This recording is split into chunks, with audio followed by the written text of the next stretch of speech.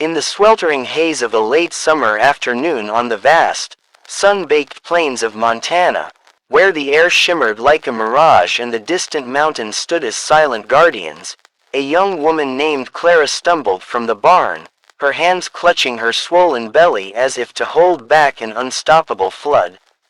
Her face, streaked with dust and sweat, twisted in agony, and she collapsed to her knees in the dirt, gasping for breath amid the lowing of cattle and the distant whinny of horses. "I can't hold it in any more," she whispered hoarsely, her voice breaking like fragile glass under the weight of secrets long buried, as the rancher, old man Harlan, froze in his tracks, his weathered hand hovering over the rifle slung across his shoulder, hesitation etching deep lines into his furrowed brow before he did something that would shatter the fragile peace of their world forever. If this opening has already tugged at your heartstrings and you believe in the power of kindness and second chances, please hit that like button, drop a comment below sharing your thoughts, share this video with someone who needs a reminder of humanity's resilience, and subscribe to Moments of Love for more stories that celebrate the beauty in our broken moments. Clara had arrived at the ranch 2 years earlier, a ghost of a woman with hollow eyes and a backpack slung over one shoulder, her clothes threadbare and her spirit even more so. She had fled the suffocating grip of a life in the city, where love had turned to chains and bruises bloomed like poisonous flowers on her skin. Her husband, a man whose charm had once dazzled her but whose rage now haunted her dreams, had left her with more than just scars. He had planted a seed of life within her that she discovered only after she had stolen away in the dead of night, hitchhiking across states until the road led her to Harlan's sprawling property, a place where the land stretched endlessly and forgiveness seemed as remote as the stars. Harlan, a widower in his 60s with calloused hands and a heart armored by years of loss, his wife taken by cancer, his son lost to the bottle, had hired her on the spot, sensing the desperation in her gaze but asking no questions, for the ranch was a sanctuary for the weary, a place where work drowned out the echoes of the past.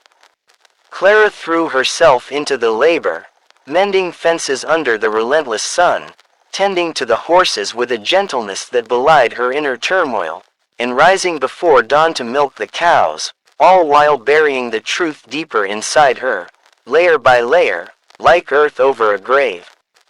But as the months turned to seasons, the child within her grew, a secret that swelled her frame and quickened her breaths, forcing her to loosen her belts and hide behind oversized flannel shirts borrowed from the bunkhouse, her body a battlefield where hope warred with fear. The challenges mounted like storm clouds on the horizon, each day a precarious balance between survival and collapse. Clara's body ached from the dual burdens of ranch work and pregnancy, her back protesting with every bale of hay she lifted, her feet swelling in boots that no longer fit comfortably, yet she pushed on, driven by the terror of what lay behind her.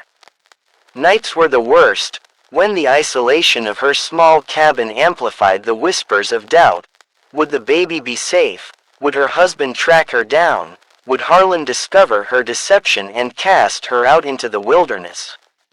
She had lied on her application, giving a false name and a fabricated history, claiming to be a drifter with no ties, but the guilt gnawed at her like a persistent wolf, eroding her resolve. Harlan, for his part, noticed the changes, the way she moved more cautiously, the fleeting winces of pain she tried to mask, the times she vanished into the bathroom for longer than necessary, but he said nothing, his own demons keeping him silent. He had built the ranch from nothing after his wife's death, pouring his grief into the soil, but loneliness had carved hollows in him, making him gruff and distant, though flashes of kindness emerged, like when he left extra food on her porch or fixed the leaky roof without a word. Clara found solace in the animals, confiding her fears to a gentle mare named Willow, whose soft muzzle against her palm felt like the only unconditional love she had known in years, yet even that couldn't staunch the growing tide of emotion threatening to overwhelm her. As autumn painted the leaves in fiery hues and the air grew crisp with the promise of winter, Clara's struggle intensified, her body no longer able to conceal the life burgeoning within. Mornings brought waves of nausea that left her retching behind the stables, and the physical demands of the ranch, rounding up stray calves, repairing windmills battered by storms, tested her limits, each task a reminder of her vulnerability. She began to isolate herself more, avoiding the other hands who shared meals around the fire, their laughter a stark contrast to her inner silence.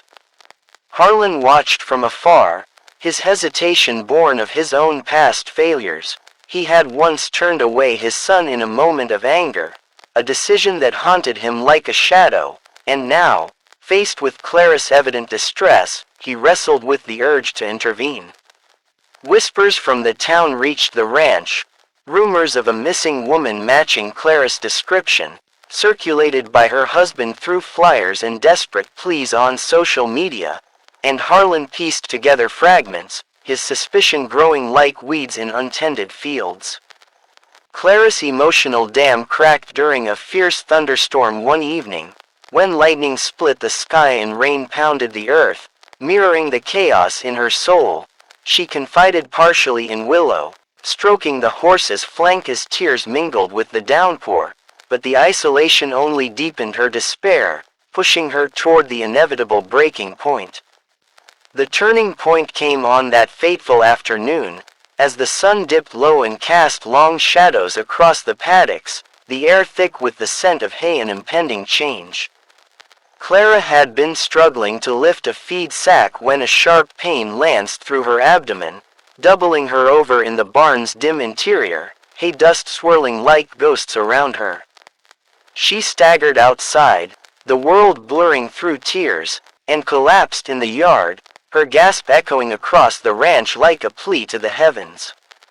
Harlan, who had been checking the fences nearby, heard her cry and approached slowly, his boots crunching on the gravel, his face a mask of conflict. He saw the swell of her belly now, unmistakable under her shirt, and the pieces fell into place, the evasion, the fatigue, the haunted look in her eyes. "I can't hold it in any more," she gasped again, the words tumbling out in a rush, revealing the abuse, the flight, the child she carried from a man who had broken her spirit but not her will to protect what was hers. Harlan hesitated, his hand tightening on the rifle, memories of his own losses flashing before him, his wife's frail form in the hospital bed, his son's pleading eyes before he walked away forever. In that suspended moment, time stretched like taffy, suspense hanging heavy as Clara braced for rejection, for the horror of being exposed and abandoned once more. What Harlan did next seemed horrifying in its raw intensity, an act that shattered the quiet facade of the ranch and plunged them both into a vortex of emotion. He raised the rifle, not toward Clara, but toward the sky, firing a single shot that reverberated like thunder, a signal that summoned the other ranch hands from their distant posts, drawing them in like moths to a flame.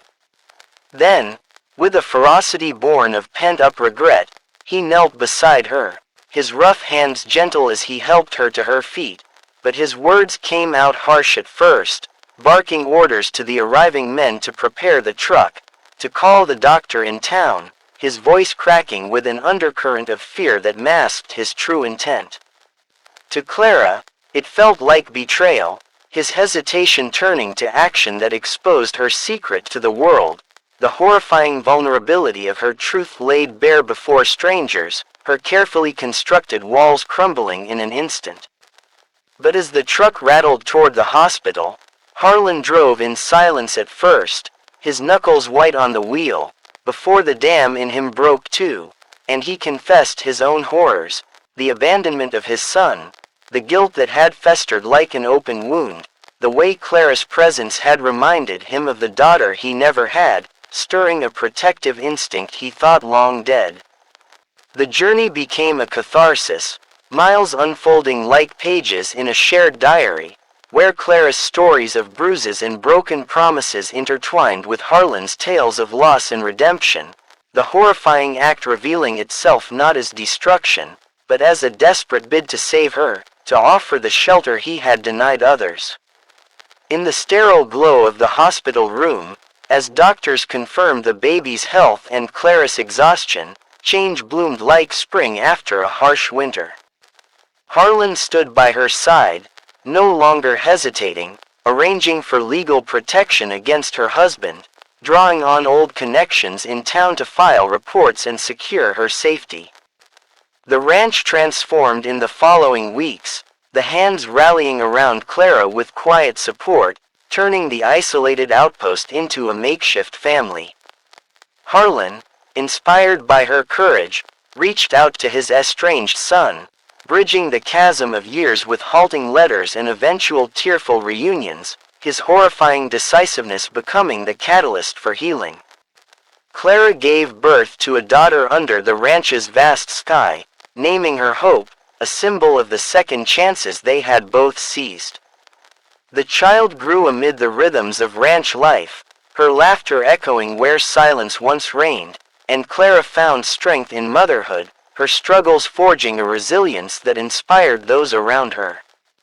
Harlan, softer now, with lines of joy etching his face, watched over them like a guardian, his hesitation replaced by unwavering commitment, the horrifying moment recast as the pivot toward light. As the seasons cycled once more, the ranch stood as a testament to the fragility and fortitude of the human heart, where secrets gasped out in desperation could lead not to ruin, but to profound connection. Clara and Harlan's bond deepened, not as employer and employee, but as kindred spirits who had stared into the abyss and chosen to pull each other back, their story a beacon for the lost souls who wandered the plains. In quiet evenings by the fire, they reflected on that day, the gasp, the hesitation, the shot that echoed like fate's decree, realizing that sometimes, the most horrifying acts are those of raw vulnerability, opening doors to empathy and renewal. The child, toddling through the grass, embodied the inspiration they had fought for, a living reminder that from the depths of struggle, beauty could emerge, leaving all who witnessed it deeply moved by the enduring power of compassion.